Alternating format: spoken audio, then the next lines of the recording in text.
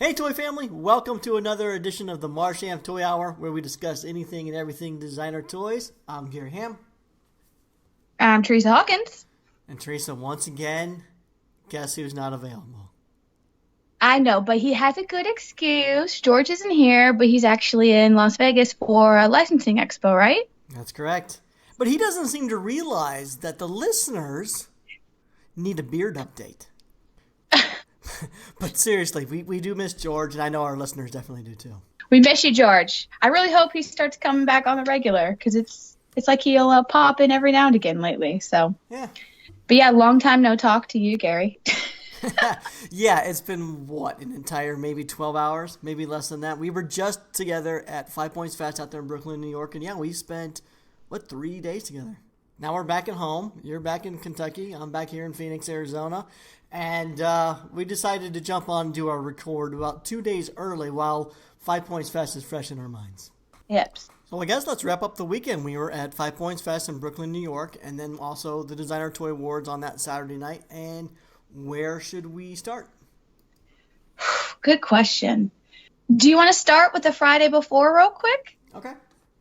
So, I actually flew in Thursday, and the reason I did so, one, to help try to alleviate some of the stress, because I dealt with a lot of travel woes last year, but also because there was a show at My Plastic Heart Friday night called Beasts in the Lower East, and it was a Shoko Nagasawa show with Byron, Seedless, and paintings and stuff that she did, but I wanted to check it out. So yeah, that was our Friday night. I was really excited because I got to do the whole collector sort of experience. So there was a 1 p.m. ticket line where you could line up early to get a ticket for your spot in line to purchase.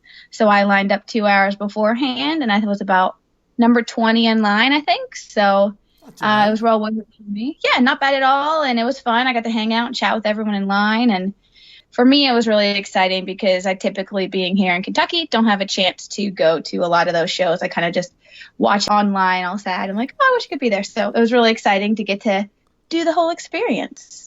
Yeah, so I arrived that Friday afternoon, the day after you, and you had already done the line thing. So how it works is you go at 1 p.m. to the gallery, you pick up your ticket, and then you're free to go. The show actually doesn't start until 7, so that ticket holds your place in line. So you had some time, you killed some time walking around Manhattan, I guess, and then you caught the subway back and met me back in Brooklyn, and then we hopped on the subway again and headed back to My Plastic Heart. And you introduced me on the way to My Plastic Heart. Anyone who's been listening to the show for any amount of time, everyone knows the one thing that you truly love, besides cute toys, is empanadas. All about the empanadas. Every time you go to 5 Points Festival, you're hoping they have the empanada truck there at the event. But I've actually never had one, so on the way walking to My Plastic Heart, you said there's an empanada place over here. Let's go try that. And wow, you were right. They were awesome. See? So anyone wondering, the place is called Empanadas Mama, and it's super close, within walking distance of My Plastic Heart. So if you're ever wanting to check them out when you're in town, definitely hit it up. But yes, they're freaking delicious. And and I know you were more there for the experience when we headed over to the show. I was there to buy. You were there, I think, just to kind of hang out and chat before we all headed over. No, I was originally wanting to go there to buy stuff, but my plane landed at 2 p.m. and the line for the tickets was at 1, so I didn't end up getting a ticket, so I just went there with you, and then, but there were so many great people in line that I chatted with. I just stayed outside and talked to everybody in line and met so many great people, so many great collectors. You guys know who you are. I don't want to mention names in case I forget anybody, but I had a lot of fun just hanging out and talking to everybody, and My Plastic Heart hosted a great event. Yeah, no, it went well. I mean, there was the ability to buy customs and paintings. They had a little kind of retrospective on the wall, so you could see all the different variations of Byron's that had been released over time. And then she did a live painting and a signing, and I really enjoyed it. So yeah, started out kind of with a sort of a pre-5 Points kickoff event, and I still can't believe you made me come over to Brooklyn to get you to help you get across the subway. Here's the thing. I'm great with directions. In a car, if I've been somewhere once, I know how to get there. In walking around, I'm the same way. I don't get lost in that regard. But for some reason, the subway system there does not interest me. It's confusing. I don't like it. I don't trust myself to hit the correct stop. I just don't like it. And you navigate the subway system great. Well, but on it's like the other side of the coin, you're terrible at direction in every other aspect. You don't know where you are at the convention hall. You don't know where you are in the neighborhood. You get lost just walking down the street to a McDonald's that's just around the corner. So we're like flip-flops. So we balance each other out in that regard. We do. Oh my gosh. The subway, everyone's always like, just grab an Uber, just grab a taxi. It's like, no, I got my own 2 feet and the subway's super cheap. Like, it's really not too hard. I think that the trickiest part is, since the event is in Brooklyn, the subway system kind of stops. It's much more spread out. So you can't utilize it as easily. But it's like, just take the subway. But you were all like, hey, come help me. I was like, I could just stay in Manhattan and hang out. But you're like, I need help nowhere to get. I was like, oh my God. So I'm like, okay, fine. If you didn't come back over, I would not have gone to the event. I know. I was like, come on, you have to go. So it worked out. You got to try empanadas. You got to check out the event. We went ahead with a group of people, some dinner in Manhattan, and kind of kicked off the weekend before we head into the wonderful 5 Points Fest that I'm still kind of a little bit on cloud 9 from. Yeah. But can I get sappy for a second? I'm going to get sappy. I love this event, 5 Points Festival.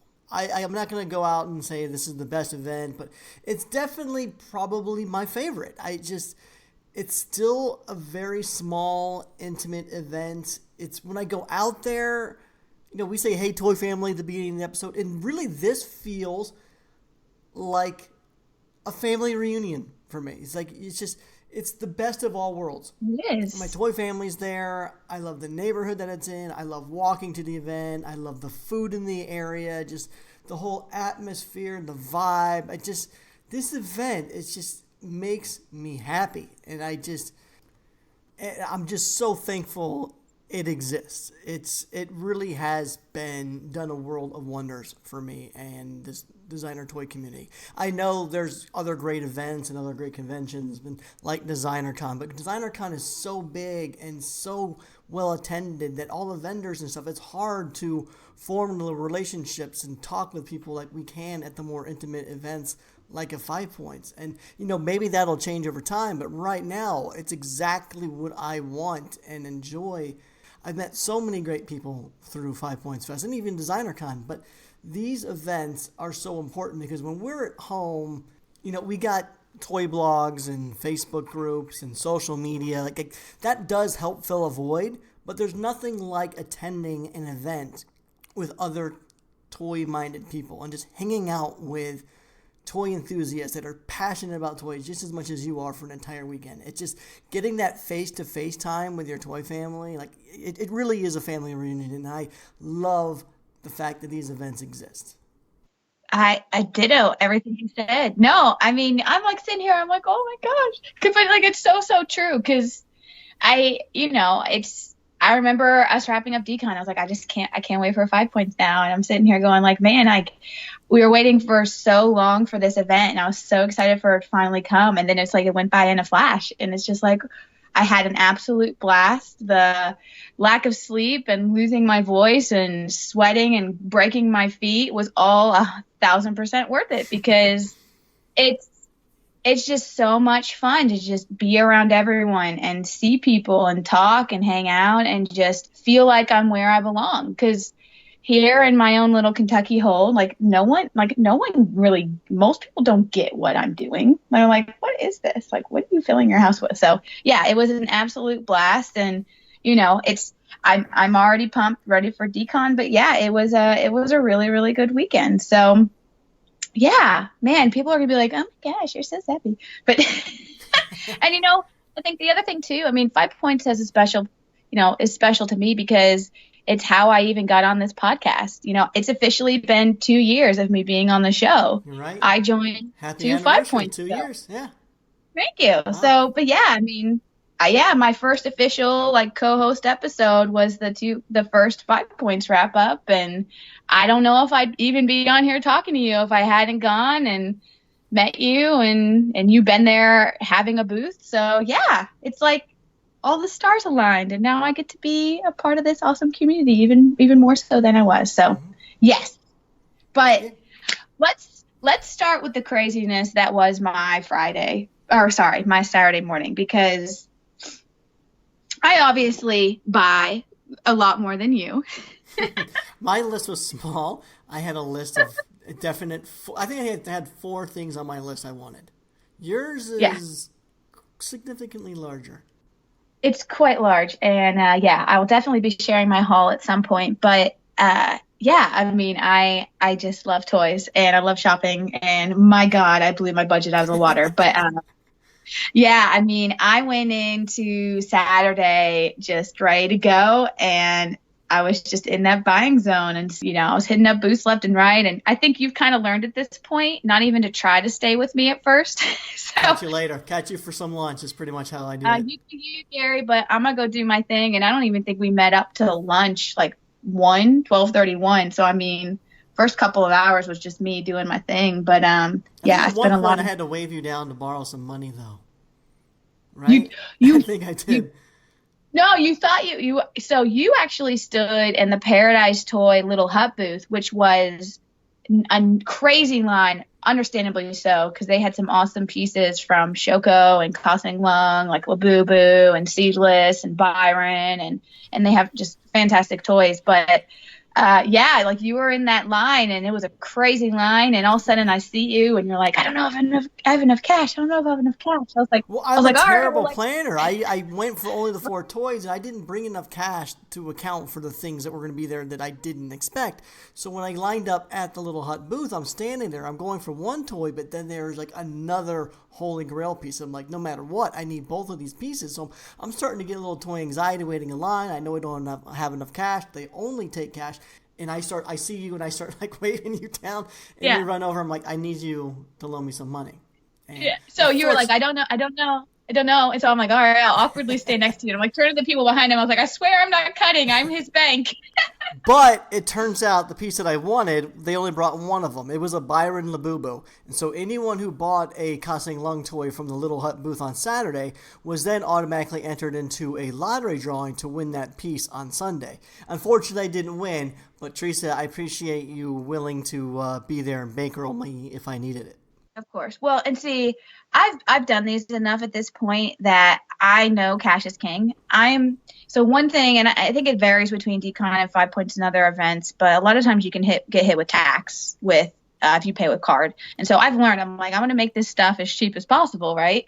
So I go to the ATM before I fly out, and I'm not even going to say how much I took out, but I bring a decent chunk of cash so that I'm prepared. But I was there for you to be your little personal ATM, and yeah, the lottery at the end of the day, I know that they had that along with one of the Labubu Rangius collab, and so both of those are being lottery. And I just happened to see you standing around that booth again later on, and so I stood and watched the lottery, and I was sad you didn't win. So I'm sorry. Story of my life. I have yet to win a lottery. But yeah, no, I was running around. I obviously, hit up lots of booths. I will say that my one sad moment was running over to Clutter. So those that know me and know I collect know that customs aren't something I tend to buy a lot of. But if I see one I really, really like, then I try for it. And Beanie Bat, she's a wonderful person. Her name is Robin. Has been getting into doing various customs. You probably are familiar with seeing a lot of her pieces through Marsham Toys at the various events they do. She's known for doing a lot of flocking and Yeti figures, but she did a really cute Yeti 5-inch dunny in the DTA Dunny show. And I ran up there, saw the price, and I was like, I'm doing it. I'm going for it. So I go up, I get in line. I'm anxiously waiting, like, oh my God, I want this. And then I get up there and I'm like, I'm sorry, it's already sold. And I'm like, no, because they hadn't had a chance to go around and put the red dots and everything, because obviously it's crazy. But I was like, no. So whoever got it, I really, really hope you enjoy it. And if for some reason you have regrets, by all means hit me up. But I know there'll be more. So anyway, that was kind of my one, like, oh no. And I'm sure that happens to a lot of people, right? You have to prioritize and figure out where you're going to go first. And sometimes that means missing out on things. And the other thing too, the Dolly Oblong, man, her booth, it's amazing to me, the evolution of her stuff. Just thinking back to my very first event was at Designer Con. She was there, and it was her very first Designer Con. She was over in like Hall C, I think. But I remember like going up to her booth, seeing all her stuff, and I stopped by like 5, 6 times throughout the weekend, and she always had stock and was, like people were buying her pieces, but it was nothing like it is now. Now it's like kind of like almost Chris Reiniak level, right? Where you think about people that are big fans and just line up immediately, like first go booth. Dolly has become that. It's insane. Like I couldn't put her first. I had other things I wanted to look to. And by the time I roll around to her booth, she's got this line, crazy long, Little Hut style, and I pass through the line and I look at her and I just kind of shake my head and she laughs. And I was like, I'll come over and say hi later. But man, I'm very happy for her. But it's really interesting sometimes to see the evolution of different booths as you go to events and seeing how popularity increases. You think about Quicks, and I remember I helped a friend get a Quicks piece, and this year I was like, I'm not even trying. Yeah, Quicks, what a weekend that guy had. Multiple awards, his auctions did awesome. I mean, it's almost like QuicksCon, but going back and talking about just like the evolution of booze, I remember George talking about Instinct Toys and being at Designer Con, and I guess at one point you could walk up to Instinct Toys at any time and pick up a toy, but now you need to enter a lottery like a month in advance to pick anything up. And I feel like as far as missing out on things like you did with the custom or the Beanie Bat custom, I missed out on my second hit. I wanted to swing by Mab Gray's booth for a Dino Kitty or a Mobiling or something like that, but I missed out. By the time I got there 10, 15 minutes after the VIP opening, she was cleaned out on these things. So it's really to get everything you want on your list. It's almost like you need to bring your entire extended family and just span out and just attack everything at once. Because otherwise, like most of these booths, you only got a very small window to obtain what you want. Yeah. So it's just part of it. Part of these things, I think, is just understanding your main want and going for that, and then doing your best to get other things out. So overall, how did you do at procuring everything that you were hoping to get? Oh my gosh, I did too well, I think, Gary. Yeah. You did pretty good. But you almost left with less because you kept forgetting your bags. Oh my gosh, that was so stressful. Well, and you had a little bit of con brain going on. You had too much in your brain that you were putting your bag down and then leaving without that bag. I had full on con brain. It was bad, like forgetting people's names and faces, where I was, getting lost, and then like all of a sudden you'd be like, "Hey, this is at Eric's booth." I'm like, "Wait, what?" I left that, and then I was leaving bags left and right. I don't know what was up with me. I honestly feel like I still have con brain now. I'm all jumbled together, but yeah, I definitely bought too much. I think it's funny. Every time we talk about these events, I'm like, oh, I'm going to be good. And I definitely was not good. It's 5 points. So, but yeah, so other than our splurging, and honestly, I think even though you only bought 4 things, to me, you full on splurged compared to your normal. Yeah. I mean, I kind of did. I bought toys that are probably a little more expensive than I usually do, and I bought multiples of toys that usually exceed. I'm usually in the under $80 range, and almost most of the toys I bought were over the $80 range. So that's just weird how it pans out. And there's always stuff that you go that you're not intending to buy. You don't know they're going to be there, and you pick those up as well. And actually, luckily for me, I missed out on those. I learned about those maybe a few hours afterwards. And one of them was something that I saw that Sad Salesman had picked up. He walked over to the 1000 Toys booth. He's pretty much 2 booths down from that. And it's that Juby Yang Crab Claw Coon character that the head is basically a crab claw hand, and then the little eyes like a crab, and cool little thing. And if I had seen that, I absolutely would have dropped money on that as well. So that would have been another $50 I spent. And see, when you said crab, I thought you were going to mention, so one of the things I did on Sunday was we were trying to I call it being more pressy. I was like, we got to be pressy. We got to go around and show people what's what. But so we were going around and trying to do different live videos, and we thought we'd do a walkthrough. And of course, we tried to help out Eric's Sad Salesman, and we're 20 minutes or so in, and you're like, I got to go give him a bathroom break. You said potty break, like you're talking to your child, but I'm dead. What do you want? But yeah, so you go off to relieve Eric and leave me, and I end up going for like an hour or so longer. But during the live, one of the booths had like a cute little crab with his claws up, but it could be used to hold a pen. Is that the one Naughty Rabbit picked up? I'm not sure. I know that Seed Arts picked it up, but it's a cute little crab, and it's got its claws poised up so it can hold things. And actually, I remember seeing it. One thing that's cool about doing the live and going around is you're seeing lots of stuff, but the hard thing about it is I feel like I can't stop and buy. Or like, it's like, oh, hold on, let me buy this thing. But probably a good thing. But yeah, it was super cute. I thought you were going to say that thing. So, but yeah, I think obviously a big part of it for me was purchasing, but I had a lot of fun, meeting some new people, but also seeing some really cool previews of things that are going to be made soon. I don't know. Do we want to kind of walk through some of the different prototypes that were at the show? You are completely skipping the live video thing, though. Oh, you want me to get back? I mean, well, being there, the listeners don't understand that being there as press, you're supposed to be covering the event, but you and I are also collectors, so being there, it's really hard to juggle the two. It is. We had planned giveaways, like, we brought toys with us to take pictures and say, hey, find us on the floor, you can win this and grab that. We had all these big plans, but then we did.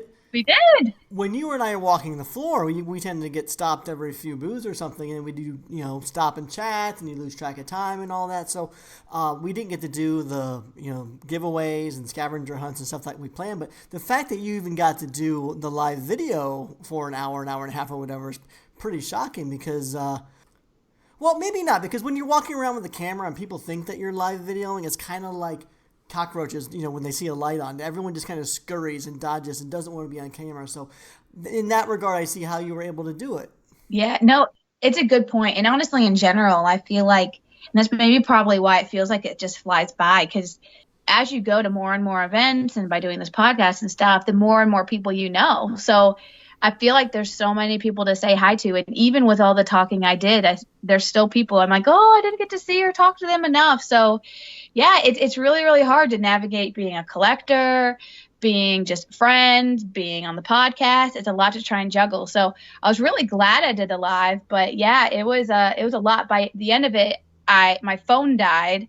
I was sweating my butt off. You were not happy about that, by the way. You finally found me on the floor. You thought I had, one, ditched you, and two, you were mad that your phone died. And I don't know why I got blamed for that. It was just, because I was like, you left me, and I didn't know if I should keep going, and I was like, screw it, I'll just do this whole thing. And the thing I was more mad about, and I think I was just pushing my frustrations on you, because why not?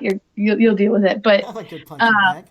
Yeah, you're a very good punching bag for me. But no, I was bummed because I have this really good power charger, like an external charger, but the cord it comes with doesn't fit my phone. There's a little attachment I need, and I left it at home. And so I needed to make sure I was swapping the charger, my base charger for my phone, the cord for that with the other one. And I left that cord at my hotel room. So I had no way to just plug my phone and charge. So I was freaking out because I was like, I need my phone. I want to take pictures. I need to do this. And here it is. It's on 2%. And like, what am I going to do? And I'm sweaty and I'm losing my voice. I'm just like, But luckily, Naughty Rabbit Elizabeth saved the day. Thank you, Elizabeth. Talking about saving the day for cell phones, I also had a savior. Here with my cell phone. My cell phone has a tough time charging, and Xavier in Prime Me Trust was one of my roommates, and he came to my rescue. He realized apparently it was just a gunked up charge port, so he cleaned it out, and next thing you know, it started charging fine. But before that, man. Well, and you got to tell people how you were charging your phone prior to this, because. Prior to this, I have an iPhone, and for probably the last 6 months, what I do is I take the plug and I jam it into the battery port as hard as I can, at an angle, and then I set a jar of pennies on top of it with the cord resting on, like, my wallet or something. That's the only way it would charge. That was it. And it had to be perfect. You've been doing that for, like, months, right? Yeah, for months I've been living with it like that.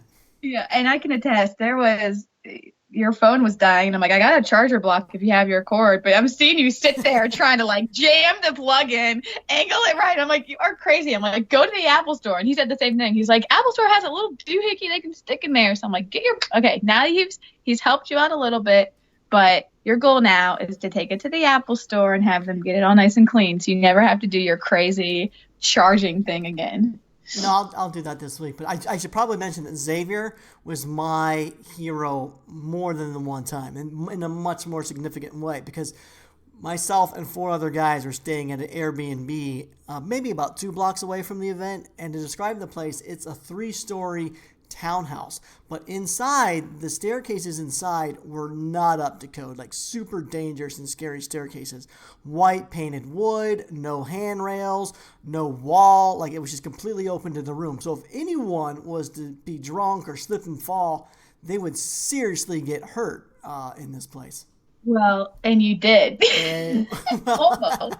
no, I didn't. Almost. I didn't. So what was it? Sunday morning, I woke up and I was coming down the stairs in my socks. And anyone knows if you're wearing smooth socks, it doesn't go well with wood flooring stairs. So I got about down to the 3rd stair from the top, and I slipped, landed on my back, and just started going down the stairs. Luckily, Xavier, or in Prime We Trust, he was there downstairs in the kitchen, and he heard me tumbling down the stairs. So he came running over and caught me before I fell off the edge. So I could have been seriously injured. That would have been a horrific fall, because underneath of that was a bench that I would have landed on, and then another set of stairs, because it was a 3-story. So that could have been horrible. So it really would. You telling me that story, because I visited the place a few times to hang out with you all, but I wasn't there when that happened, obviously. And you were like, I fell, and I was like, what do you mean you fell? And at first, I thought you meant you fell from your bed loft, like you rolled out of it or fell down the stairs. But then when you told me it was a staircase, I mean, I don't know if you took a picture of it, but I mean, it is full-fledged, no railing, nothing. I mean, it is a huge gap. I was like, oh my God, you really could have been hurt. So yeah, thank you, seriously. Xavier, for saving Gary's life. Yes, thank you, Xavier. I love you, buddy. But people don't want to hear our Airbnb and falling stories, but they probably do, because that one's pretty good.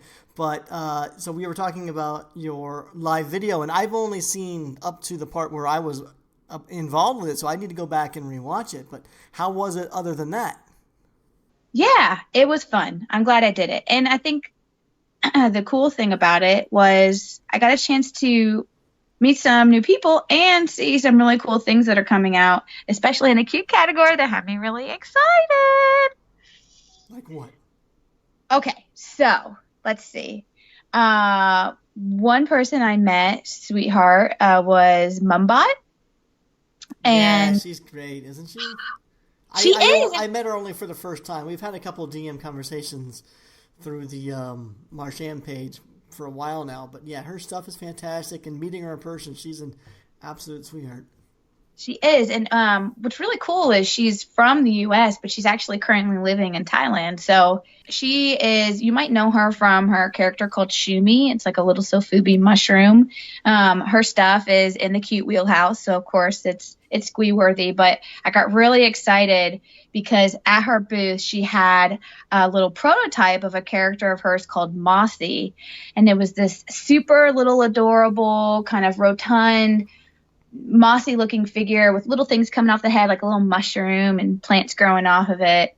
Obviously a cute little face, but I got really, really excited because it looks adorable. And what was interesting too, though, when we were talking to her is apparently in her folklore of the different characters she's building, Mossy is quite large, kind of like Totoro, where it's kind of a big figure in relation to human size. And so she actually had 2 different prototypes there, a small kind of miniature one and then a larger one. And I know you and I were having this big debate about which size to go with. And I'm like, keep it teeny. You're like, go big. So we actually took a picture and we're going to post it out there so that you all can help vote. I kind of feel like it's a new segment idea, like ask the community or post the community kind of thing, where if people are toying with different choices, maybe we can help post them out there and the community can kind of provide their feedback, whether it's on a colorway to do, which one to pick, a size, which material to produce in, all that kind of stuff. I think it could be a new cool thing we do. Yeah. And then another person I met while walking around and doing the live was Seed Arts. And this is actually her first 5 points, I believe. She was over in the Artist Alley kind of section, Gary. Super sweet as well. But she does a lot of miniature kind of resins, various animals, but sort of fantasy animals. So like she'll put a spin on it, like a 2-headed fox, for example. But they, like, all her resins will either glow or they're thermodynamic, so they react to heat or cool. But they're the exciting thing is she's working on a new vinyl figure. She had it there to preview. And it's called a snudge or a snooge, I think. It's a dragon figure, really cute. Has the like that kind of squeeze position, right, Gary, where the hands are sitting on the cheeks, kind of making a cute little face. And it had wings on the back, but down the back were all these various gem shapes. I've got a picture of that I can post as well. But it was really exciting that, and of course I was seeing it for the first time in the live, and I didn't react with an audible, but I wish people had seen my face, because I did my whole like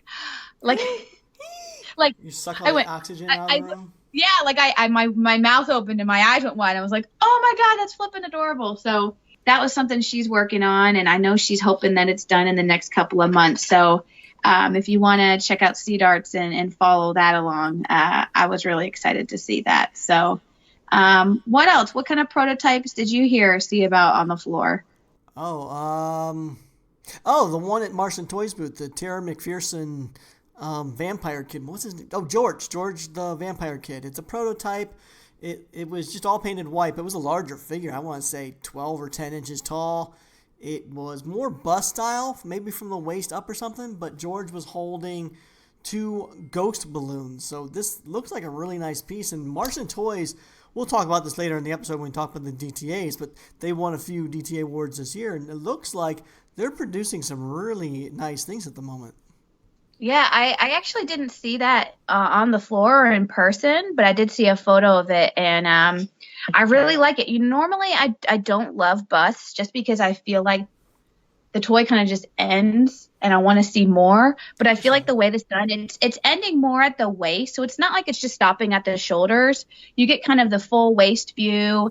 It's got one of those inset hearts that are pretty typical of Tara, where kind of like a bleeding heart in the middle, and you got the hands coming up holding the ghost. So I think it's really well done. I'm excited based on the photos I've seen. And when Vinyl Pulse posted it, they mentioned that the ghosts are going to be done in glow-in-the-dark material. So that'll be pretty cool. Speaking of Martian toys, Gary, there was another piece that Vinyl Pulse posted that I hadn't seen either. It's the piece they're collaborating with the Chung on. It's called What the Effing F? I saw that. WTF. Yeah, so I actually remember this painting that they did a year or so ago. It's one of the Chung's characters trying to angrily fit different shapes in kind of one of those kids' play box. But of course, the box has a star and all the other shapes don't match. That one looked cool as well. So yeah, Martian Toys definitely, we know they've kind of been really getting into production, and doesn't seem like it's going to stop. But yeah, I'm not sure the timing on these, so we'll just have to wait and see. The future is Martian. I think that's their tagline. It is. And actually, I remembered another one I saw during the live. You were actually there with me. It was before you left. But do you remember the Shishi Toy Guardian samples they had at the Tenacious Toys booth? Yeah, I saw those by Big Shot Toy Works, and I saw several of those walking the floor, so it seemed to be purchased pretty well. And actually, one of my roommates at the Airbnb, I don't know who, but one of them had purchased that too, and it's really, really nice. Yes. So for those that don't know, there's actually going to be a Kickstarter for this Shishi the Toy Guardian, and I think they were just doing kind of a pre-kickoff. They had some single-color vinyls they were selling, but then also previews of the different finishes they're going to have through Kickstarter. So they have some in the kind of really cool marble finish, and I think it'd be really fun to get Clem on if we could, Gary, to kind of talk through it some more. But obviously, Kickstarter's running, we can get that going. Yeah, help them out there. But the thing that was really, really exciting for me, and it was a surprise, is along with so they had actually multiple sizes. They had the single vinyl color run. The ones that were marble were slightly bigger, but then they had teeny ones. So they had little baby guardians, and one was kind of self-standing with a little toy ball, and then the other was the guardian kind of playing or hanging onto the ball. But they were, I don't know what do you think? 2.5? No, not even. Not even? Okay. No. Be 2 inches tall, but adorable little teeny versions. And of course, Esquid, they're adorable. Is that all it takes? Because you weren't into the Shishi Toy Guardian like before that. Like it was just too big of a size. And then you happen to walk by the booth and you squeed. And it's all because it's the same. It's almost the same dog. It's just shrunk down to a mini size. That's all it takes for you to then get excited. And we've talked about this. I can be very particular, and like Extremely. I saw Shishi and I liked it. I liked the sculpt. I liked the figure, but the size for me was the turnoff. So when I saw it small, that like sealed the deal. Yeah. But then there's other times where it could be simple as color. The color application I don't like. It could be the face. We went and walked through at the live. We were walking through the Strangecat Toys booth, and you were showing, Coco. So, yeah, we were walking around and looking at the different things Strangecat had at their booth, and you picked up the Bobo and Coco blind box. Instead, that was one of their best sellers. And you're like, that's one of those figures that people would totally think is in my wheelhouse. But the one thing that turns me off is the face, because it's kind of meh. Like, it looks kind of just there, like it doesn't look very happy. That's so right. Yeah, it's just I don't know how to explain it. It's very little small things that like what you like. I like what I like, but yeah, so I think that's going to be really fun. And I like that there's varied sizes, so the people like me who are into the small will have the small, and the people into the larger toys, they got that too. So yeah, it's kind of a speaking of the Shishi Toy Guardian, the one that's kind of similar, just has a lot of the swirls and the sculpt and stuff, but I got to finally see it in person. It's produced by Pauber Toys. It was a My Plastic Heart exclusive. It's the Baku by Candy Bolton. Yeah. That piece in person, I mean the photos, it looks fantastic, but when you see it in person, it is such an impressive sculpt and very nice piece. Great job, Pauber and Candy. Really nice. Yeah, I agree. That was really cool. I mean, we could go... I feel like I could go on. I feel bad because there's going to be people that we're not going to mention that definitely need to be mentioned, but these are just some of the I'm just remembering off the top of my head.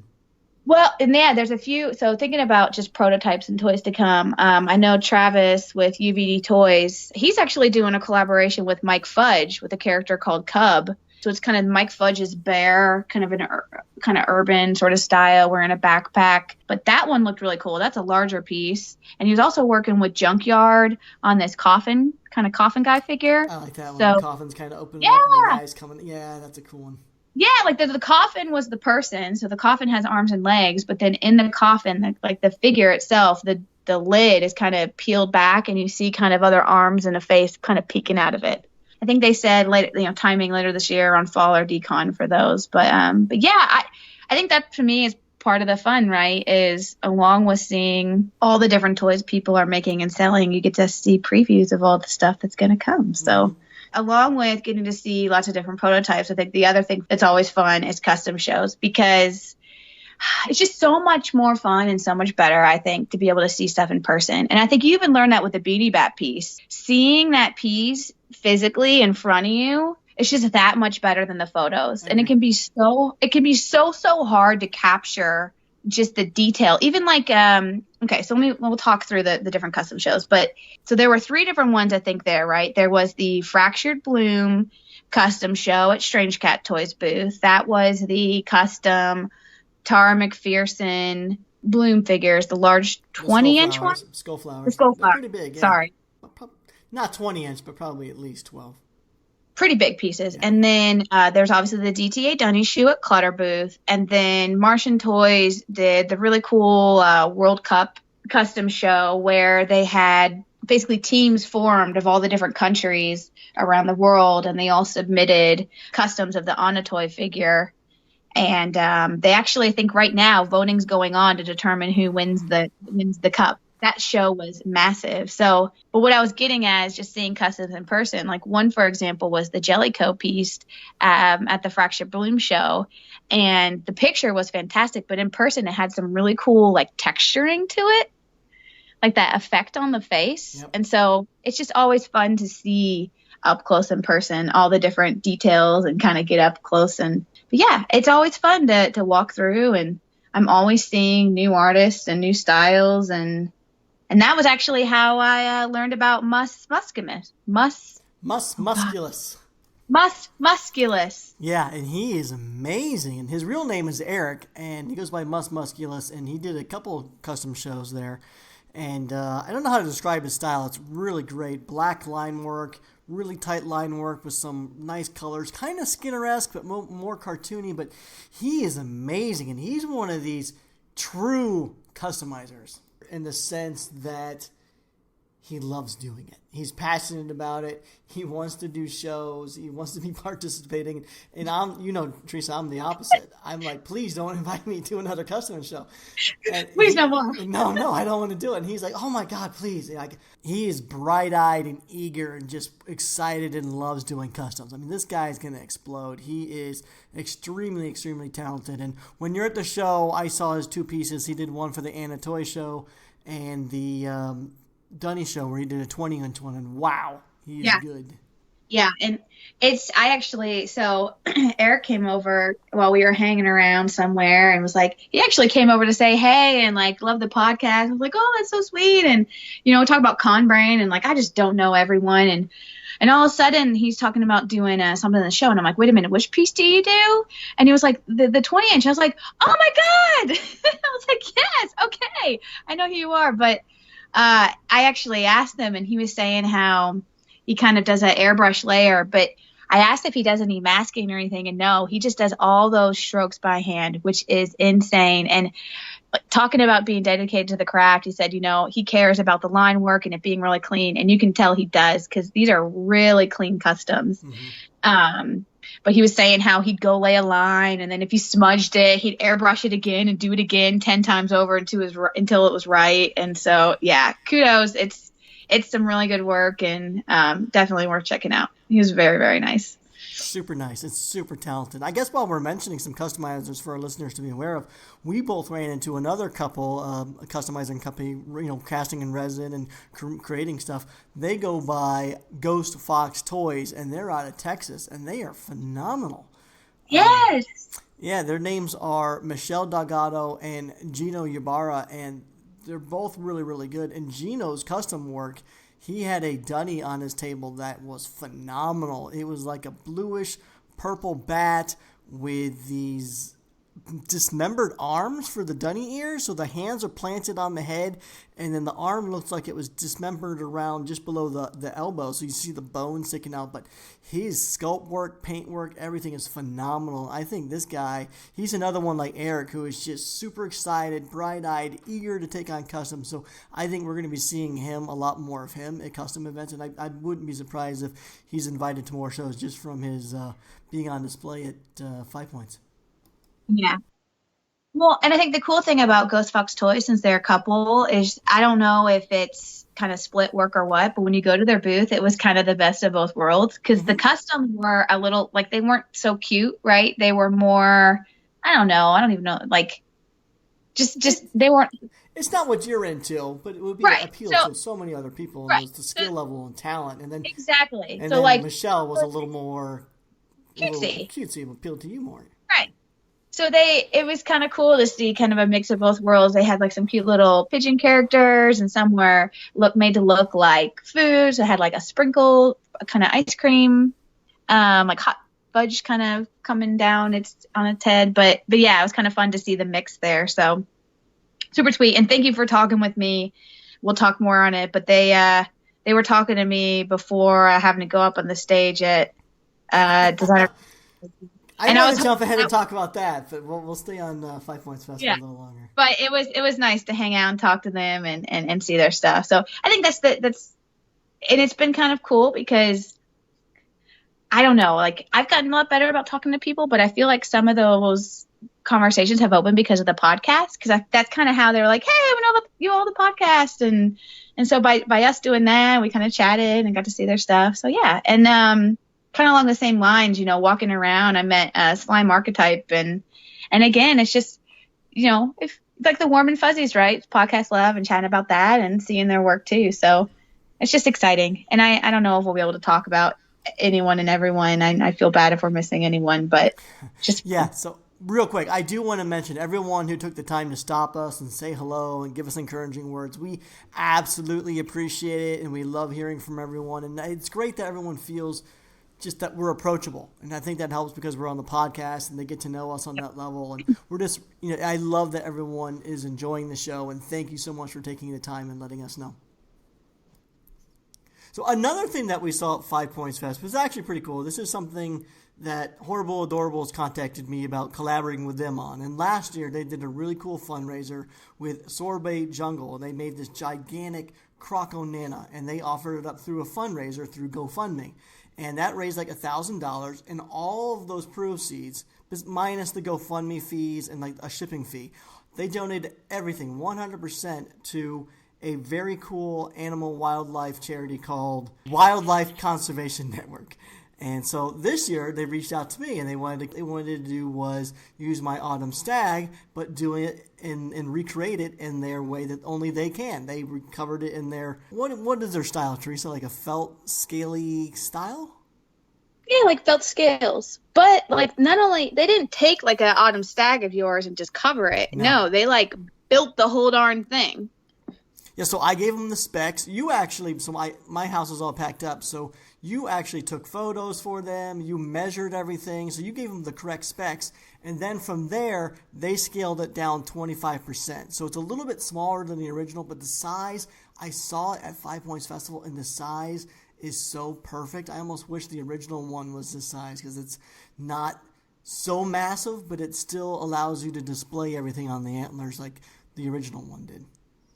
Yeah, and they did a killer job not only building it to scale. I mean, it looks dead up like yours, but the scale treatment they did and the colors and everything, it looked absolutely fantastic. So it was so fun to see in person because you're right, it is smaller, and I like the small size too. It was super cute. And they also did a really cool treatment with the scales around the face. Mm-hmm. So on your base autumn stag, it's more geometric, I guess, for lack of a better word. But around the face on the Horrible Adorables version, they kind of framed it out with kind of a scaly treatment that's kind of cute and fun. So I like that addition. Yeah, it kind of had a little tuft to the face. I loved it, and it's light. It'll be cheap to ship and everything. So anyways, they're this is currently going on, $5 if you go to GoFundMe.com, search Horrible Adorables, and it'll pop up. I think it's called the Stag Adorable. And for a $5 entry, that'll get you one chance at winning it. And it's to win it. You will receive it if your name is pulled at the end of this fundraiser. It's not a chance to purchase it. If your name is pulled, you win it, and it's sent to you. So $5 gets you a chance to win. Every $5 will get you a chance to win. So if you donate $100 or $200 or however much, that gets you that many more chances. But if you donate $25, that'll get you 5 chances plus a designer pin that I still have yet to design. Yep. So I had to donate the minimum $25 to get your to be determined pin and a chance. But then I went in here. So I was like, I have to have this thing. I mean, I want it so bad. And I think, honestly, a lot of people, I'm seeing most people come in at the 25 level. But I saw someone come in and like 200 and these higher amounts. And I'm like, yeah. So I'm going to have to go in and add a few more because I really, really want it. It's so good. It's that good. I would absolutely go in it myself, but it'd also be weird if I want it. So I don't think I have a chance to get it. I do want it, though. But so anyways, they're trying to raise $3,000 for the Wildlife Conservation Network. And I think this fundraiser is going on until August, so you have some time. But please, this is a great cause. We're helping animals here and wildlife. So go to GoFundMe.com, search Horrible Adorables or Stag Adorable, and it should pop up.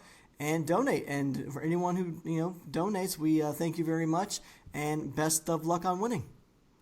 Yep, it's a win-win. You help animals, you have a chance at an awesome toy and a pin if you do 25 or more. So do it. And while I have you, let's take a brief sponsor break and mention some of our wonderful sponsors. So for all your designer toy needs, wants, and desires, where can they go, Theresa? You've got 3 lovely choices, right? Right? We've got the lovely myplasticheart. They have a brick and mortar in New York, or you can go online, myplasticheart.com. We also have a Marsham. Is there a promo code our listeners can use at myplasticheart.com? You're cutting me off. I was getting there. I've been cutting you off a lot this episode. I apologize. Yes, it's like your favorite thing, and it's driving me bananas, and it's the buck stops here, Mr. Ham. But no, they do have a code exclusive to Marsham. It's called TOYFAM, TOYFAM, and if you spend $75 or more in the U.S., you get free shipping. It's a bargain.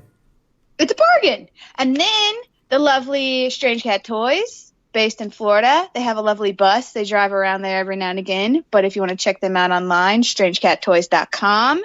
And they also have a exclusive coupon code, which is Marsham, right? Yep. And that will give you what? 10% off your entire order. Shabam. And then 3D Retro, our lovely friends out in California. They have a brick and mortar, shoot, I'm blanking, around LA. Burbank adjacent, yes. Thank you. And then, you can check them out on 3dretro.com. And one of these days, hopefully, we'll get a code for them, too. And then for all the latest and greatest and to stay on top of designer toy news, where can they go? 2 lovely locations. Right, Bailey? We got toychronicle.com, and they also have a sweet app you can download on your phone, and spankystokes.com. Perfect. All right, let's get back to talking some more 5 Points Fest. Okay. Getting back to 5 Points Festival, something new they added this year was the ability to get live tattoos done. There's a whole tattoo area. Yes. And when I first heard about this, I'm thinking, that's cool. That kind of goes along with our toy scene. But I didn't know how many people would actually want to get tattoos at the event. Yeah. But from what I saw and heard, it sounds like the tattoo edition was a huge success. I saw several people walking the floor with... I didn't actually see the tattoos themselves because they were covered up. But I saw several people had gotten tattoos done. And then on social media, I saw several people showing off their tattoos. And they look fantastic. Yeah, I mean, I popped in at the end of the day on Sunday, and I talked to Nicole, who was working that area, and yeah, she said that, she felt like there was a tattoo machine pretty much running the entire time of the event, and I actually ran into a couple people who had it, and they said that it was a really good experience, and one of them actually, most of them, obviously, you get a tattoo and it's covered because, sanitary, whatever, I don't know all the rules, but someone had the covering off, so you could see it, and it was a quick one, and it was really, really good. I was like, man, I was getting poked a little bit because I joked about getting a tattoo at the event. Right.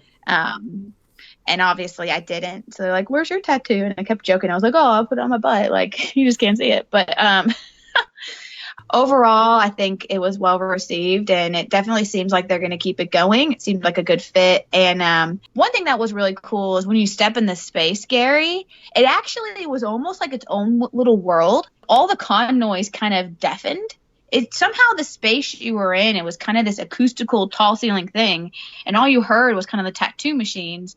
And outside in the con, you couldn't really hear the tattoo machines running. But I think the one thing they're learning is that there wasn't a whole lot of privacy for those getting the tattoos done, because you basically came in, there was a table to look at the options, and then there were the tables you sit on to get it done behind it.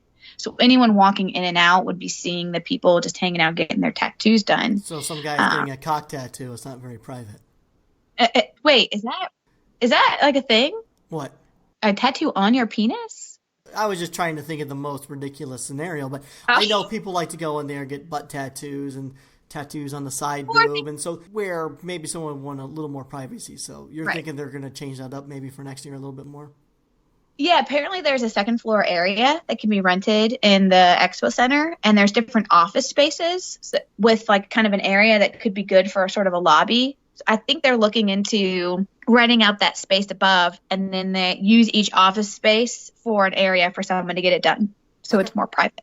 yeah, that's tattoos. And I think the other thing they did a really good job of this year was utilizing the courtyard space. Yeah. So outside the event is this sort of big open area, and they really utilized it. They had the live painting event going on again, which I know was really well received. They had food trucks kind of tucked behind in a corner, which was great. They had the beer area. They had picnic tables. People could sit and kind of hang out. And then they had sort of a pin yard area. So they had some booths outside as well for different kind of enamel pin booths. So it looked good. I actually didn't go out there as much as I thought I would. It was so busy. I barely had time to think about eating or breathing sometimes, but the event went so fast because every minute was filled with something, but we did have time to go eat and stuff. Yeah, well, and I think the other thing, think the hours were what, 10 to 6 Saturday and 10 to 5 on Sunday. Yeah.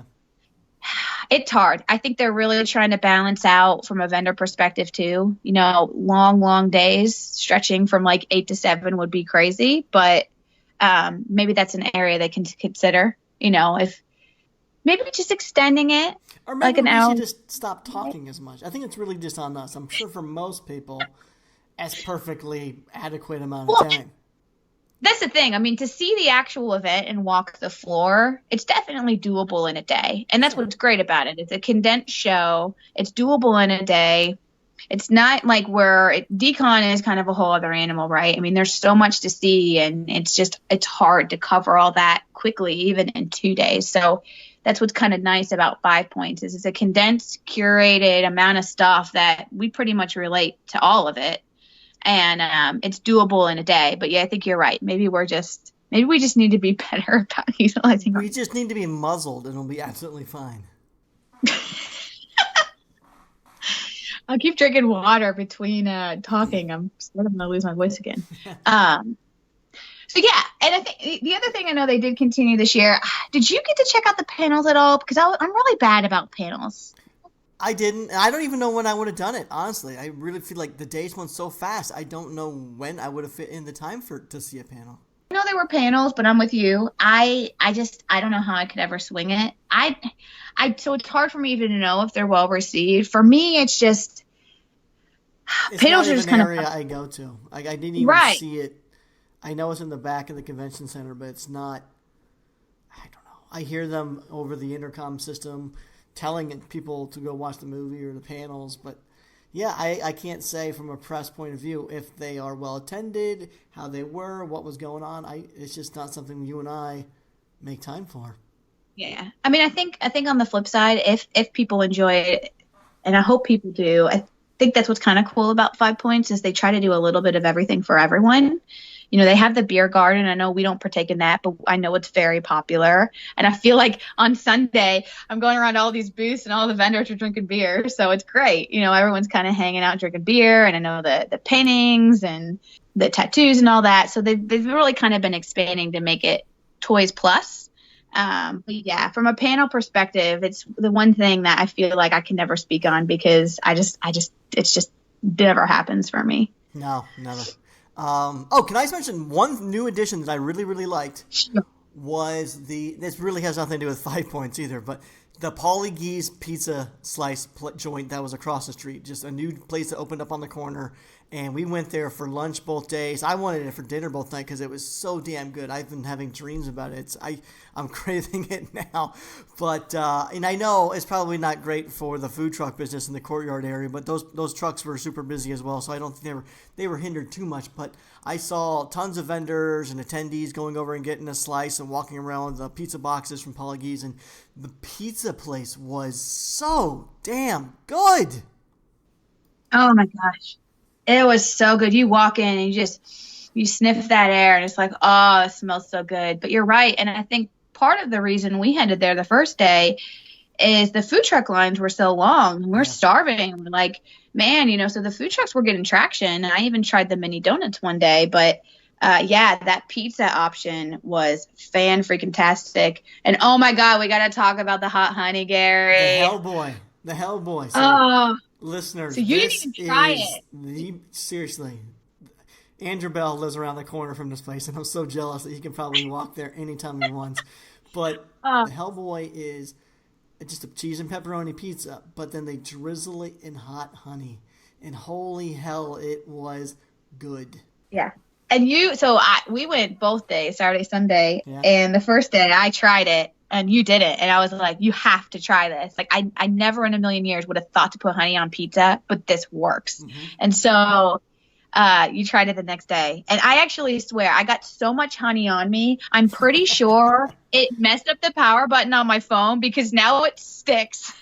There was a point, for some reason, I had to have your phone to take a picture or something, and I do recall there was a little stick to it. I'm still trying to clean the honey out, but it was so worth it. Oh my gosh, best. So yeah, I agree. That was so good. Yeah. Oh, God. All right, we need to move on. So another favorite moment that we were talking that I saw, actually, I didn't actually see it take place, but I saw on social media afterwards, was Mam Grace brought her nephew Ransom, and she's the best aunt in the world to this kid. And I think on social media we've all grown to just love Ransom and Mabs and their relationship. So I was really looking forward to meeting them at her booth on Sunday. But I swung by a few times because I wanted to meet him. But he just looked so exhausted and just tired. Everyone did. And so on social media, right behind Mab's booth was the Mumbot booth. And apparently Mumbot had a child with her as well on Sunday.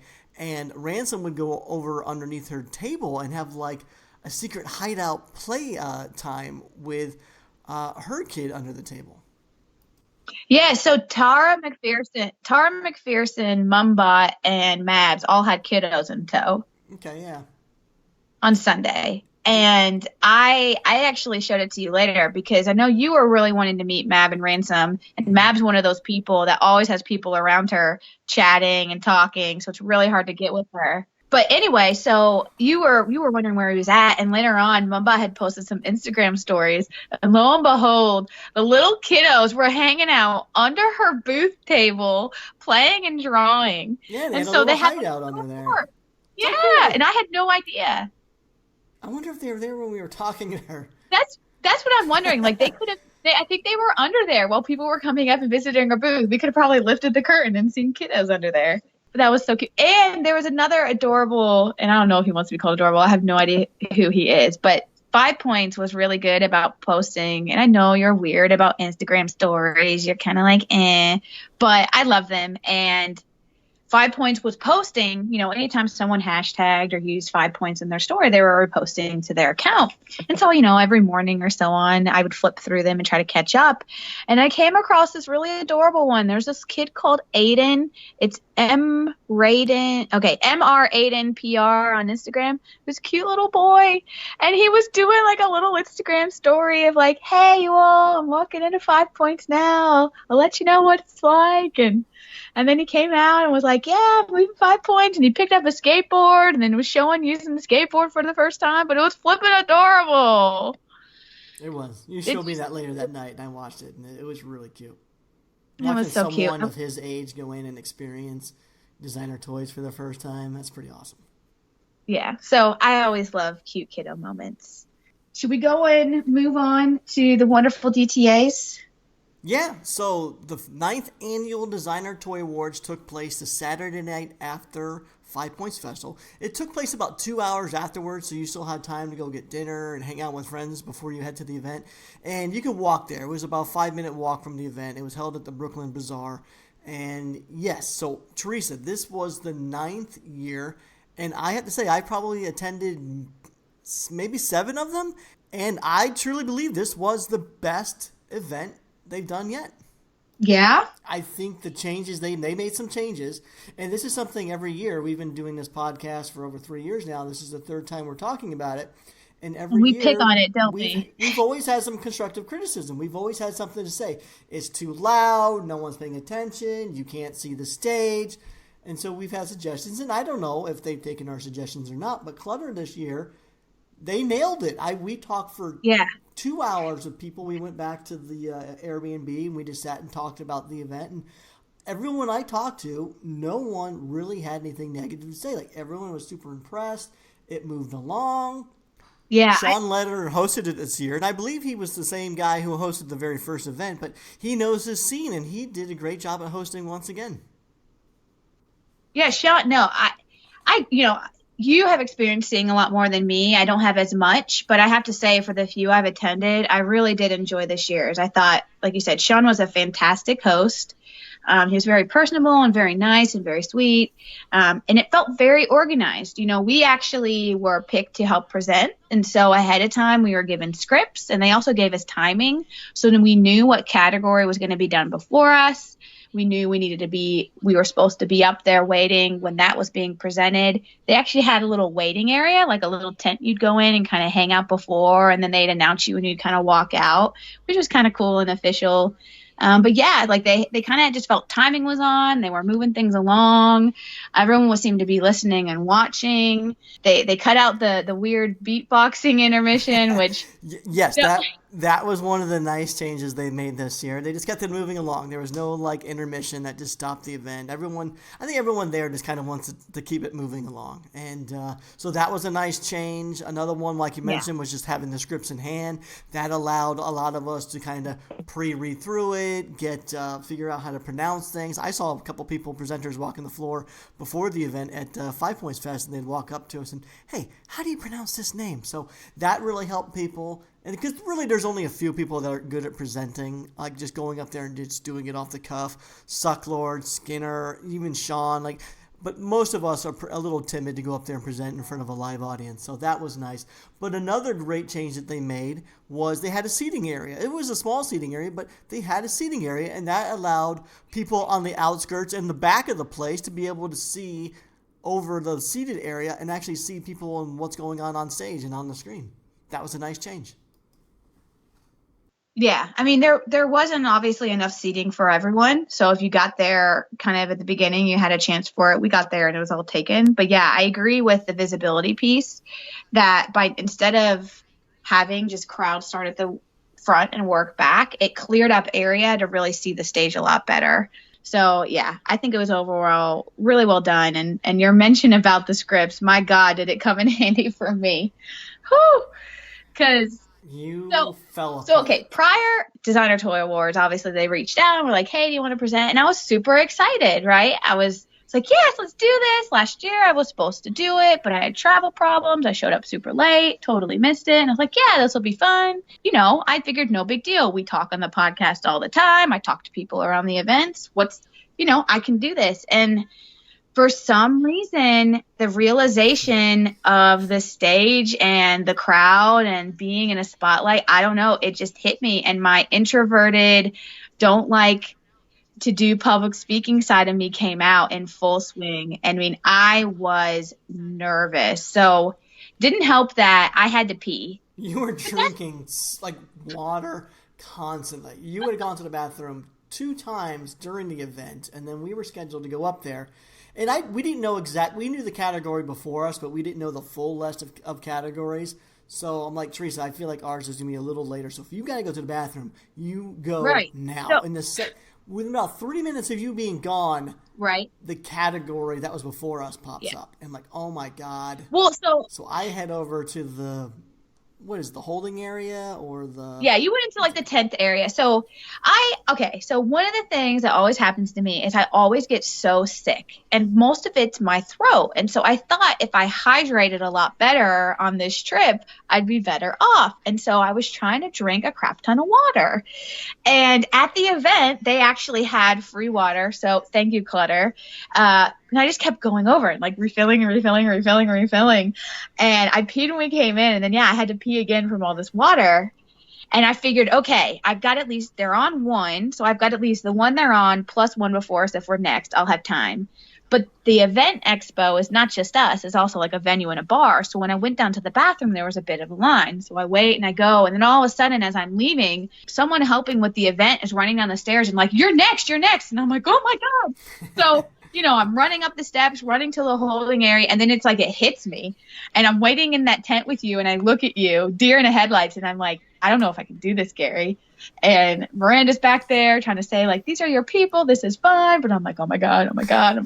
Miranda was extreme. She was great with you. She calmed you down. She talked you through it and helped you just get over the nerves a little bit. Because we did not do what we intended. We thought we would go up there and banter and kind of do what we do on the podcast a little bit. But you were... very in your head, but I think and next time, instead of drinking so much damn water, you must have had 10, 12 cups of water. Like, maybe have a little alcohol. I think if I had a few drinks in me, it would have been better. You'd be But up on stage twerking. oh God, no, I would not be up on stage twerking. But yeah, no, I am still glad I did it. It's just in the moment, it got the best of me, and I have to say, thank God for that script. And of course, Clutter being Clutter, and they all know that group, that gang knows I don't like cussing. So Gary Ronzansky was the one kind of going around and handing out the stuff at the event that day. And when he handed it to me, he's like, this is your script. You need to read it. And so, I've never presented. I'm like, I want to do this right. So I'm going to read what they sent me. So I'm like, okay, I'll read this thing. And then later in the day, I read it and they put the F-bomb in there. And I realized they did it to poke fun at me and try to get me to curse. And so I'm like, God darn it, what are y'all doing to me? But I was really good. So I get up there and read in my paper, and I get to the part, and I said it for them. So you're welcome. Got an F-bomb out of I love that you won't even say it now. I hate it. I was actually talking to Travis about this. Like, shit is kind of the new, like, shit is kind of passed around. It's like saying stupid or shucks or shoot or whatever. But, like, bitch and fuck, like, those sound so derogatory. They're so, like, shit's just shit. I don't mind saying that. But the other ones, they just feel so dirty. And one of the things I got, you're a real good sport about being teased. And, a lot of people who listen to the show, they know that you don't like to say these words, or you don't like certain things, or penis, or whatever. So I bought you a shirt before the event, and I made you wear it, and you didn't know what it was going to be. And it was a shirt from Science Patrol's Corey, and it was just, it's the, the type font for the Peanuts, the comic strip Peanuts. It's Peanuts, but it's missing the T, so it just says penis. Yeah. And it's a great shirt, and I brought that for you to wear. And you being the good sport that you are, you wore it all day Saturday on the floor, and then you wore it to the DTAs. I don't know how many people noticed the shirt because you were wearing your purse with the strap, and you had the badge of the badge on. So I really don't think anyone noticed it, but you were a good sport about it. And you know what? It's actually a really nice shirt. I like the color. It's gray, and it was soft. So I was like, okay, sure, I'll wear this. And actually, I'll walk around Bailey or something around the neighborhood. We'll see what my. I love that shirt. I should have bought one for myself, but I didn't. I only bought one for you. Well, too bad for you. But yeah, again, no one wants to hear about our story. So let's get back to Designer Toy Awards, and we're not going to go through and list all the winners. It just takes too long. Yeah. We've experienced it from the past years. If you want to see the list, we've put them on our Facebook group. You've probably seen a lot of winners in social media and stuff. So, Theresa, what about the DTAs and the winners should we talk about? So we can't not talk about our category. So Best Media, Toy Chronicle took it, and huge congratulations to Gary and Andy and everyone else on that team. But I have to say, so that was the very first award category, and it was really fun watching Gary get up there. He cracked me up. Out of his back pocket, he pulls out a beer, pulls the tab, starts drinking it. Everyone's cheering. But he also got really emotional. I mean, he had a really heartfelt speech, and he gave us love. I yelled, "I love you" back. But it's obviously we've all got love between us on the media side. I love what they do. They've always loved what we do, and so major kudos to them. But it was really fun listening to them talk about, Toy Chronicle coming up, becoming a thing. Never thought they could win 3 years in a row, and here they are. And threw a lot of kudos out to every one of us who does media stuff. So gave me some warm and fuzzies too. So thank you, Gary. We love you. And speak for yourself. I do not love him. I wanted that award too. It was vinyl this year. It was a new thing. They've never done it in vinyl before. It's always been resin. So I wanted that award. But I also knew that we had no chance in hell in getting it because the Toy Chronicle is just that good. I knew they were going to three-peat. So Gary, I do love you. Gary, Andy, everyone else involved with the Toy Chronicle, congratulations on your win. Very much deserved. But I thought that Gary's speech up at the podium, it was a nice kickoff to the event because he was emotional. And hearing what he had to say and just knowing how much work and effort it takes to run the blog and how much this toy community means to him, it got me a little verklempt just hearing it. Yeah, my throat was hurting. My eyes were welling up. So that was nice to see. But I also want to point out all the finalists in Best Media and all the other categories. Everyone is deserving of the award, but there has to be one winner. And but we all play a role in this toy community and family, and we love everyone, and that's why we could never campaign against anyone for this award. We're just celebrating toys and artists and everyone involved in this community, and unfortunately, only one person could take home that kick-ass award. But we love everyone, and congrats to all the winners. Yeah, we love you. We love you, TC. We love all y'all medias. Everyone in the scene. We love our family. But yeah, so what else? I think one surprising one for me, exciting, was Doc A winning the Artist of the Year award. That was awesome. Oh, it's yeah. a long time coming. Dr. A, Bruce Whistlecraft, he's top tier of skill sets and talent. Yeah. Just not all around nice guy. So here his name was awesome. Actually, Yaniv was standing in front of me when Dr. A's name was mentioned. Yaniv jumped off the floor like Mario, 5 feet off the floor, fist pumping. He was happy. Yeah. And it's so hard. I mean, I know we talked about it back when we were first seeing the nominations. This just seemed like a crazy year. I mean, every name on the list, every toy out there was like, man, how are they going to pick? So very excited to see Doc A. I think he had a hell of a year. I mean, he's been producing all sorts of stuff. So yay, major kudos. Very excited. So that was He always does. He's always super consistent. So yeah, definitely nice to see him recognized. And then earlier in the podcast, I was talking about how Marsham Toys, their tagline is "The future is Martian." And well, Marsham Toys had a great year at the Designer Toy Awards. They won, how many did they win? 3 or 4 awards? I mean, I know they won Best Production Sculpt for Mr. Self-Indulgence. Yep. They won Toy of the Year Fan for Mr. Self-Indulgence. And then they had a couple of productions with Quicks that won as well. It was actually, so they won Toy of the Year Panel for Self-Indulgence, and then the Quicks Ravager won Toy of the Year Fan. So they were connected to 3 of those. Quicks was obviously connected to the Ravager, and Quicks won Artist of the Year Fan. So, yeah. Wow. It's crazy and very exciting. Yeah, congrats to that. I mean, I remember, right? Remember when we were on, we did that episode, and we were actually just off the cuff, did an episode, I think, and we're looking at our Instagram feeds, and we saw Self-Indulgence, the reveal of it at the same time. And I remember you saying, this could win, a Toy of the Year award. And it did. Yeah, it did. So, yeah, they had 4 between Quicks and Martian Toys. They had 4 new DTA trophies hanging out at their booth on Sunday. So, kudos. And there was another company that won a couple of awards. It's a new company, but they're not new to the scene. So, Super Plastic, ran by Huck G and Paul Budnitz, they won 2 awards. One we presented for, which was Best Mini Series, and that was Janky Series 1. And Huck came up on stage and he accepted the award for that. And then later in the evening, Super Plastic also won again for the best vinyl and plastic for Pete Fowler's and Max Cash. Yep.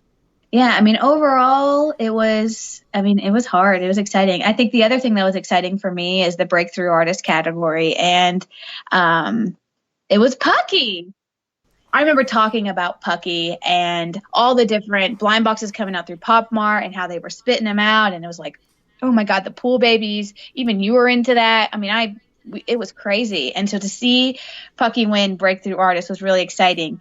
And that's the category that gets a production dunny. So that means a Pucky dunny will be coming, which sounds really, really cool and be a fun little crossover. So I'm excited. Yes, congrats, Pucky. That was such a tight category. I really didn't know who was going to win that one, but excited that you won and looking forward to see what you do for the Dunny. And speaking of the breakthrough Dunny that the Breakthrough Artist gets to do, last year Sad Salesman won, and we have not seen what his Dunny is yet. You'd think it would release at 5 Points Fest since it's pretty much a year later, but that's still to come. But one thing I did see that Sad Salesman released at the event was his new toy produced with Clutter is the Symbiosis toy. And this thing have been looking forward to since DesignerCon. It is freaking awesome. The packaging is awesome, the toy is awesome, it's creative. It's probably about an 8 to 10 inch figure. It's like a Sasquatch character with 3 interchangeable, not necessarily head, but like 3 different Sad Salesman creatures can be swapped out for the head. And so it has some playability.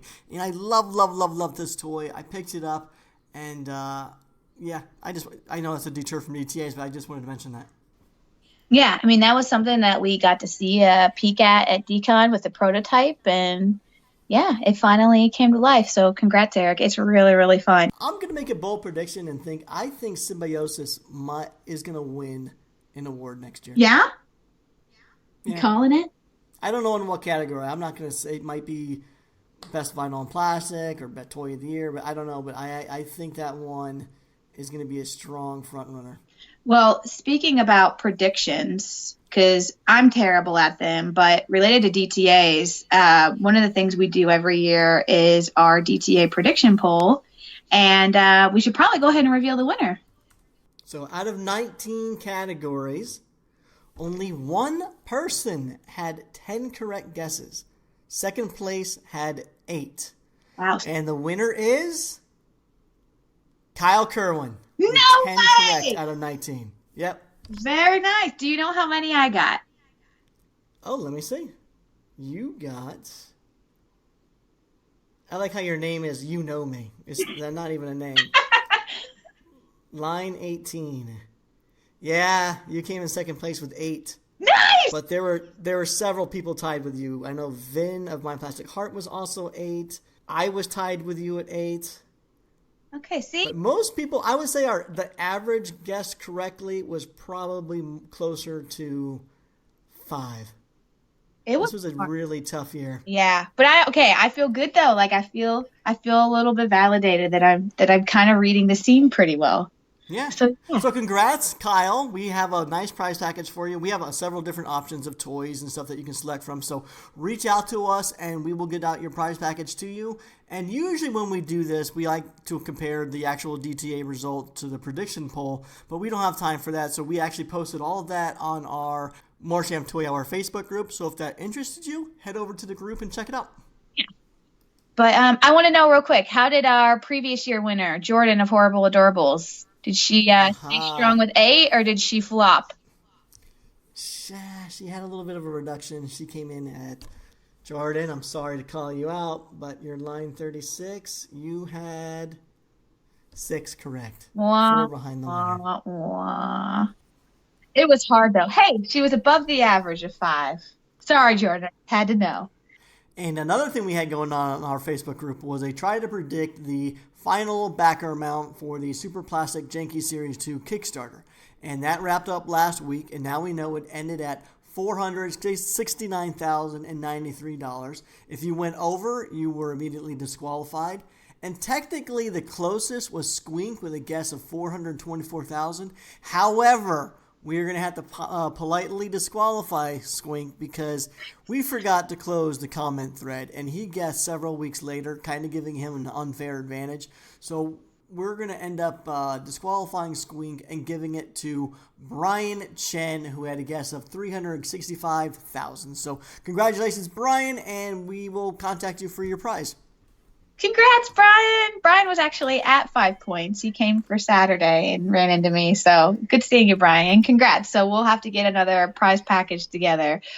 We'll have to keep doing fun little giveaways. And I think the next thing, obviously we'll keep posting, but I definitely want to get up that sort of new Ask the Community type of thing with Mumbot. So I'll get that posted up to the group shortly. I think today was supposed to be my kind of catch-up decompress day, and I haven't really had a chance to decompress. My haul pile is all over my floor downstairs, Gary. It is such a mess. I know I sent you a picture of Bailey sitting in between it all. It looks like a tornado. The thing about you, Teresa, is you don't buy anything like over 4 inches, so it doesn't look like you have a lot of stuff, but you probably bought like 50 things. But when you spread them out on the floor, it doesn't equate to much because it's all so tiny. Yeah, it's a lot. I went crazy, but yeah. So I've got I think we need a few more days maybe to decompress. Once we get through that, yeah, we'll start getting some new posts up. And I know you're getting ready to move, so that's going to make your life a little crazy. So our schedule might be off a little bit while you're working through all that.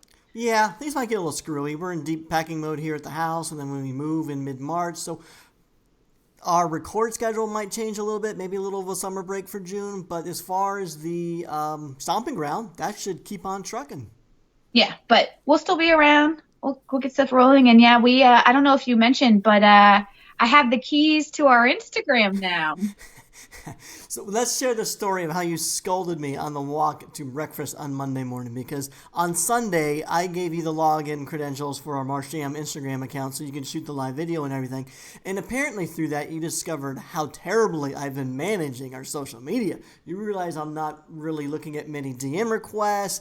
I'm not looking at IG stories and resharing and all that sort of stuff. So you laid into me. You scolded me on this on Monday morning. I was like, okay, fine. So from this point on, Theresa has been given the keys and is going to be the queen of our social media. Yeah. Well, I mean, you'll still be there, but... Yeah, I'll still comment and post and stuff, but I'm not going to manage it anymore. Yeah. So I got the keys, so I'll be in there perusing around, which I'm excited about. Can I just say, though, so you always say, like, you get so much joy out of my toy stress. Oh, I love it. Can I just say I get so much joy out of watching you attempt to use technology? Because, my goodness, like, just like you trying to understand Instagram and stories and like, so you were going to go do a live video and I was like, I'll just let you go. But you're like, no, like I need you here to show me like what buttons to push. I'm like, oh my God. So I'm like, push this to start it, push this to stop it, push this to save it. But it's crazy to me watching you try to use it. And the best part was at the Designer Toy Awards. So we're hanging out. We actually didn't even mention this. So we found out that the trophies were made out of vinyl this year. So you remember how... That's right. Yeah, so Clutter on their preview were like, we did something new this year. You'll have to wait and see. And they decided to transition to vinyl for the Pete Fowler mascot. And it's articulated and everything. So like the antlers move and the arms move. And I was like, oh, I want to get a boomerang. I want to shoot a shot of someone like fiddling with the trophy. But it was dark in there. And so I said, hey, Gary, turn on your flashlight. And you look at me like a deer in headlights, like crazy. I mean, I don't have a flashlight. And I'm like, you have one on your phone. You're like, what are you talking about? And lo and behold, you had no idea that your cell phone came with a flashlight.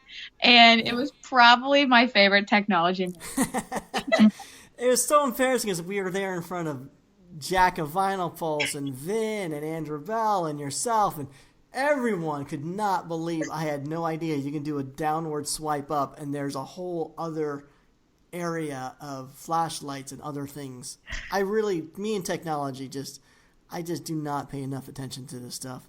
You don't, but it's okay. I love you for it. So yeah. You get a kick out of it, certainly. I do. But yeah. And I don't know. I mean, you can kick back at me. I obviously had my moments as well. I know you mentioned my crazy McDonald's run, and my God, I have you partly to blame though. So we were like hanging back at your Airbnb. I stopped by because my hotel was like 20+ minute walk away, and we were between the show and DTAs. And but I get hangry. So last year, you get scary when you get hangry. I just get so hungry, and I know it's coming on. And last year I couldn't stop it because we were going around on some crazy adventure, and we ate way too late, and I got so hangry, and I felt it coming on. I'm like, I'm tired, I'm hot. I need food. I need food in my system. So everyone's hanging around trying to figure out what to dinner. And I'm like, look, I got to go. And I had this weird craving for McDonald's French fries. I was like, it really sounds good. And I knew there was one right around the corner because it was near where we had gone to breakfast. And so I was like, let me just run out. Y'all keep talking, figure out where we want to go for dinner. And I'll just grab some fries, get a little snack, get a little food in my system, feel better. And you were like, you know where you're going, right? Just go. And I heard you say, go right, right, right. Which means right out of the building, right down the next street, right down the other. And so I figured no need to pull it up on my phone, do a GPS, it's right around the corner. I'll just follow his directions. So I stay by and head on my way, do my right. And I'm walking. And I'm like, this is weird. I didn't feel like it was this far, but we were talking about directions, and I'm like, I'm trusting, and I'll just keep going. And I keep walking. I'm like, okay. I have been walking for like 15 minutes solid. Where is this McDonald's? And finally I message you and I'm like, I think I'm lost. Like, where am I? Why is this taking so long? And that's when you're like, I said right, left. I was like, what? No, you didn't. So I find out that I've been walking the completely wrong direction. God knows how many blocks. I honestly do not understand how your sense of direction is so god awful. It is horrendous. You knew the night of the DTAs we walked right past that McDonald's, and the next morning we walked past it, and it was like a short 5-minute walk from the Airbnb. You knew it was a short distance, and so why you kept walking for 15 minutes in the completely opposite direction, I have no idea. You absolutely baffle me. But your state of hangriness, Teresa, oh my God, like you almost shut down completely on Sunday night. You just like, I'm gonna go get McDonald's. I'm hungry. I'm not gonna wait. And so we all stayed back at the Airbnb and talked about where we're gonna eat, and you just left because you just wanted to get something. I had to get food, and I knew because I was like, I'm gonna get worse and worse. And while I was like, because when you got to the McDonald's, you must have been so hangry that you texted again, basically just saying, you know what? I'm just going to eat a full meal here and then just go back to the hotel and spend the night by myself. And I'm thinking, no, this is our last night for everyone to hang out and have fun. But once you got some fries in your system, you turned it around, you came back and you hung out and we had a fun night. It was, oh my gosh, it was an adventure of a lifetime. And I was like determined. So finally I turned around. Oh my God. So I turn around and this person on the street goes, oh, like, what did she say? Like, nice to see you again. Yeah, it was so awkward because I ignored it because I was like, I'm not going to call myself out on that. But yeah, like I full on did a 180, started walking back the other way. But I was determined. I think I had been gone for, I don't know, at least a half hour at that point. But I was like, gosh darn it, I'm getting these fries. And so I get back to the street finally. I recognize the street I'm on and I go past the right direction, find the McDonald's, go in, get my fries. And of course, freaking doors in New York. I don't know why, but there's always only one door open, the other door locked. Sometimes they only are open from the outside. So I'm the weirdo, like sitting and trying to figure out if it's push or pull, which door is unlocked, and get in. I go to turn around and leave the same way, and I'm trapped in the atrium because the doors are enter only. So I have to take my fries, turn around, and awkwardly walk past everyone again to find another door to get out. But anyway, I do that. I see a 7-Eleven on the way, go in and grab a Snickers and a Gatorade. I come back, though. I happily numb all that down, and man, I was cool as a cucumber. I was good to go. No more hangry is all I needed. Oh, we never took our obligatory picture in the trash. Oh, I got one. Of who? I wasn't in the trash. You weren't in the trash. So you had to leave before me on Monday. So we both flew out Monday, and I went and hung out with a friend after you left. And when we were walking over to the park with kind of the water, there was a trash pile. Okay, but I was not sitting in the trash this time. No. That's what I'm talking about. We didn't get that shot. I know, and we actually talked about that for Jess. I don't miss the Brooklyn smells. It's when you're walking to the convention center, there is a mixture of piss, pot, garbage, and like poop. Missed that one. Just a couple whiffs of poop, maybe. I don't know. Do you remember when you stepped in interesting something? Smells? Do you remember I stepped in something. It might have been shit. It might have been shit. And I'm like running over, dipping my shoe in some mud puddles and stuff, rubbing my feet in like the grass. Oh my God, but you must have a very sensitive nose, or I just have really bad allergies. I do. Constant, you're like, oh my God, that smell. And I'm like, well, what they say is I'm hard of hearing, and I wasn't wearing my hearing aids, so it's like they always say one of your other senses kicks in and takes over where you're deficient in other areas, and I think that's my sense of smell. But yeah, you're right. I don't think the smells and the trash sightings are probably not my favorite, but that's just New York. It's city life. And yeah, we'll have to, next year we'll do 2 trash picks just for Jess. Holy smokes. We're running long. We got to wrap this up. Okay. I have one more small story, and you can put it at the beginning if you want. Okay. So we flew in, right? And I'm coming off the plane. You know how I always talk about there's no collectors I know in New York. There's no collectors I know in Kentucky, right? I kind of live in a bubble here. But I'm getting off the plane, so I took an 8 p.m. flight out of LaGuardia to Louisville. And I'm getting off my flight, I'm getting ready to walk, and all of a sudden in front of me, I see a guy wearing a shirt. It's a blue shirt, and it says, 5 points, Brooklyn, New York, all other galleries suck, which was cracking me up. But I was like, that guy's wearing a 5 point shirt. Who is he?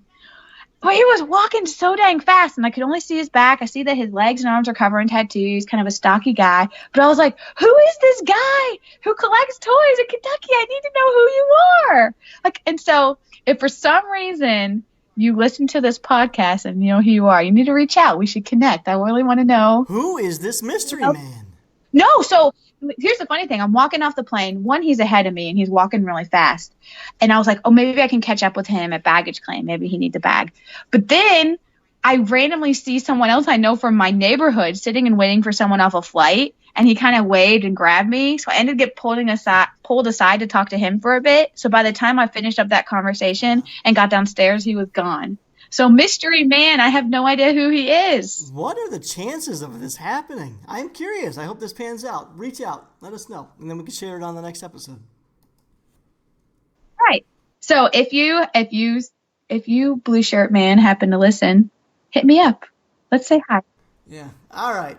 Good story. Let's wrap this up. So take a brief moment and let everyone know where they can find you. Yeah. Well, I'll just say yay for 5 points. It was awesome. I'm going to take a million naps, but it was fun. And yeah, if you all want to check me out, find me on Instagram, tmhawk24. Yeah. And again, congratulations to all the DTA winners. Clutter, you hosted an amazing event.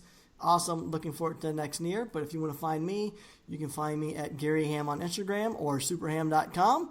You have been listening to the Marsham Toy Hour. We try to do this every week, not because we have to, but because we want to. So until our next transmission, we're signing off. Bye. Bye.